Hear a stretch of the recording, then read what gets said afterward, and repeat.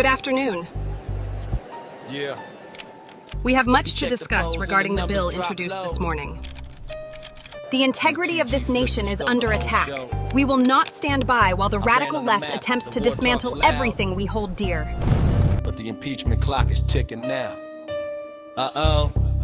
Alright, let me paint the picture for y'all. Real slow, it's a Tuesday morning in the Oval Office, right? The golden curtains are drawn, the TV's on, and the president is watching 5 screens at once. That alone should tell you something. The approval ratings just came in fresh, and the number sitting on that screen was not the number he was expecting to see. Not even close. He called his guy called another guy. The guy sent a text that just said, "It's bad."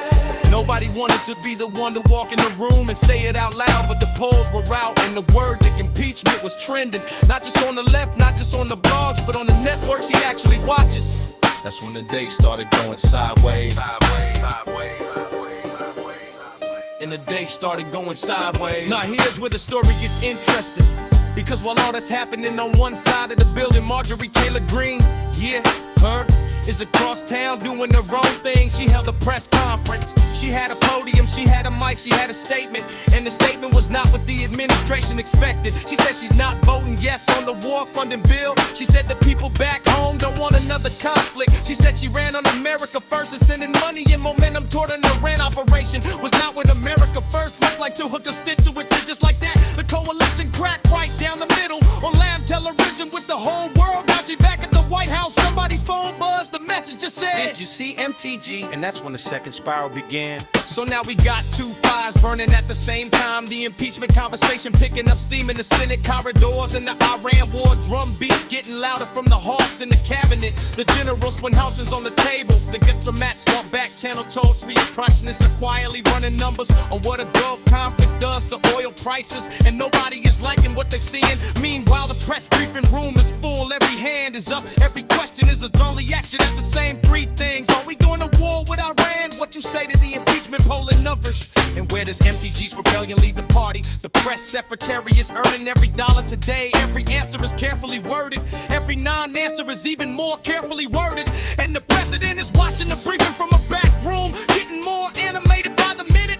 See the funny killing, the post went up direct from the official account. All caps, no punctuation, classic format. Said the polls were fake, said the media was coordinated, said MTG was being used as a puppet. Said Iran would be handled stronger than anyone has ever seen. Said the impeachment talk was a distraction from the real issues. Said he'd never been more popular, posted at 11:47 p.m. By midnight it had 200,000 replies. By 1 a.m. the news crowd rise for running it wall to wall. By 2 a.m. the late night hosts had their vital logs written, and somewhere in Georgia MTG was reading the post and composing her response very carefully. See, the funny thing about all of this is that 3 months ago, this was a united front. Everybody on the same page, or at least performing like they were. Now you got a rebellion from inside the base. You got war rhetoric that's dividing the hawks from the libertarians. You got impeachment conversations happening in Republican offices, not just Democratic ones. And these national community departments, Iran is watching, the allies are watching. The markets open nervous and close more nervous, all because the polls dropped and the coalition cracked and the war talk got too loud for even the loyalists to stay quiet about. This is what governing looks like when the pressure hits all 4 corners at once and nobody in the room has a clean up. No, that your bricks are falling, people, and nobody's reaching down to pick them up, pick them up, pick them up, pick them up. He checked the polls and the numbers drop low. He checked the polls and the numbers drop low. He checked the polls and the numbers drop low. He checked the polls and the numbers drop low.